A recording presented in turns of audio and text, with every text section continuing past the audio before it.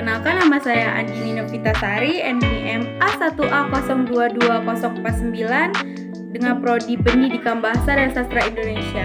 Saya di sini akan menjelaskan materi tentang fungsi-fungsi manajemen. Di bab ini kita akan mengetahui fungsi-fungsi manajemen itu sendiri. Fungsinya lebih lanjut, ada yang perlu kalian ketahui, kehadiran manajemen dalam organisasi adalah untuk melaksanakan kegiatan-kegiatan agar suatu tujuan tercapai dengan efektif dan efisien. Secara tegas, tidak ada rumusan yang sama dan berlaku untuk fungsi manajemen.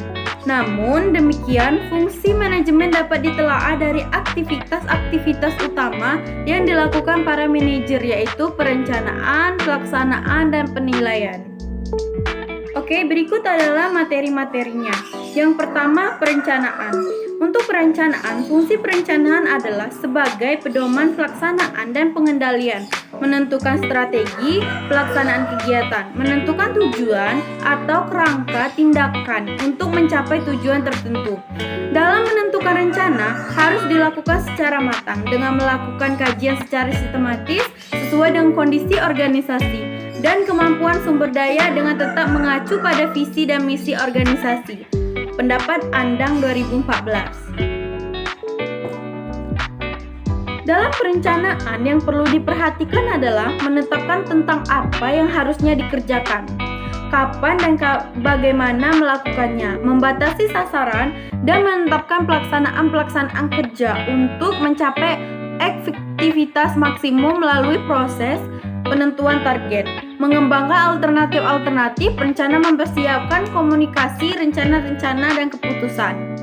Menurut Moody, Noe, dan Krimwix tahun 1993 menjelaskan bahwa perencanaan merupakan proses menentukan apa yang seharusnya dicapai dan bagaimana mewujudkan dalam kenyataan. Perencanaan amat penting untuk implementasi strategi dan evaluasi strategi yang berhasil, terutama karena aktivitas perorganisasian, permotivasian, penunjukan staf, pengendalian tergantung dan perencanaan yang baik. David ed. 1990.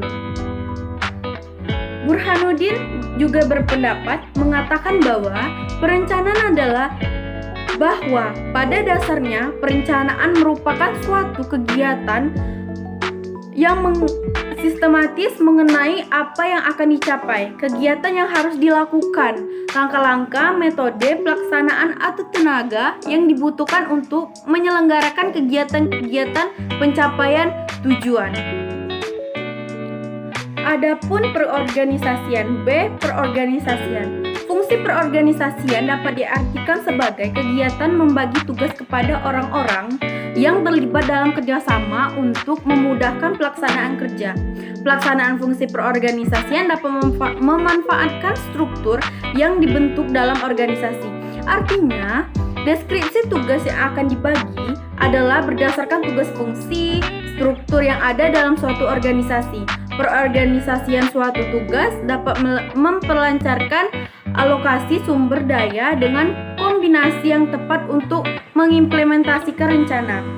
Dalam perorganisasian, terdapat beberapa langkah yang harus diperhatikan, antara lain menentukan tugas-tugas yang harus dilakukan untuk mencapai tujuan organisasi, membagi seluruh beban kerja menjadi kegiatan-kegiatan yang dapat dilaksanakan oleh perorangan atau kelompok itu sendiri.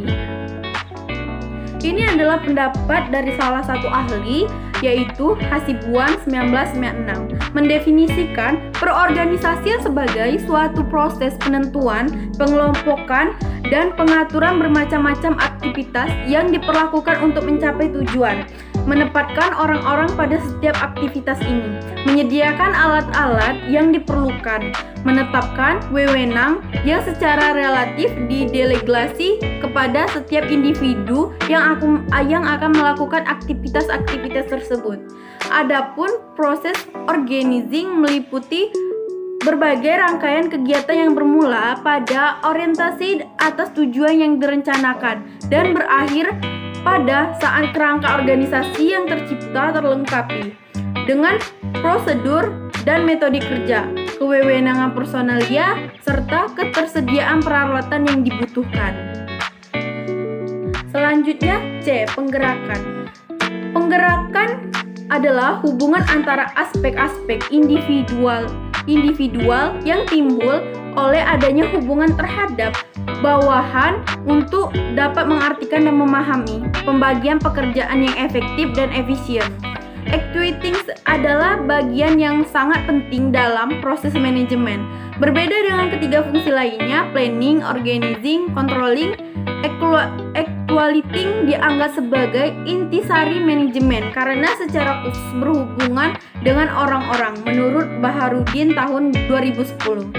Perlu kalian ketahui juga, Eri mendefinisikan actuating adalah tindakan untuk mengusahakan agar semua anggota kelompok suka berusaha untuk mencapai sasaran agar sesuai dengan perencanaan manajerial dan usaha-usaha organisasi. Sarwoto juga berpendapat, Terry mengatakan bahwa sukses dalam manajemen pembagian dipengaruhi oleh beberapa hal, yaitu yang A. mendapatkan orang-orang yang cakap, B. mengatakan kepada mereka yang hendak dicapai dengan bagaimana cara mengerjakan apa yang kita inginkan, memberi otoritas kepada mereka, dan yang terakhir menginspirasi mereka dengan kepercayaan untuk mencapai sasaran.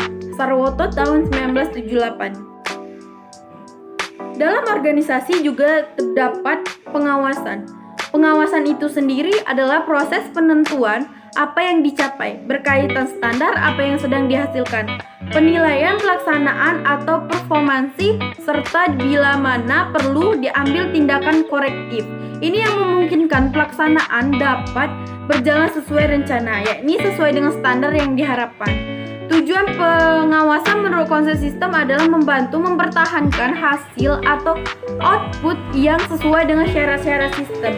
Arti dengan melakukan kerja pengawasan diharapkan dapat mencapai kualitas produk organisasi berdasarkan perencanaan yang ditetapkan, sehingga konsumen untuk stakeholder menjadi puas, menurut Baharudin tahun 2010.